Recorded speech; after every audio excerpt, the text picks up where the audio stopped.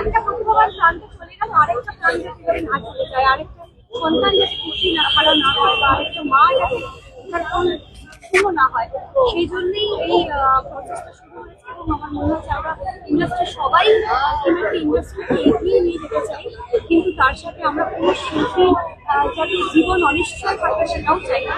তো আমার মনে হয় যে এই প্রসেসটা করে নিশ্চয়ই কর্মসূচি হবে, কিন্তু তারা এই প্রসেসটা করবে। কিছুদিন আগে তোমার কালরাত্রি সিরিজ বেরিয়েছে এবং সেখানে কিছু কিছু আমরা বিটিএস দেখেছি।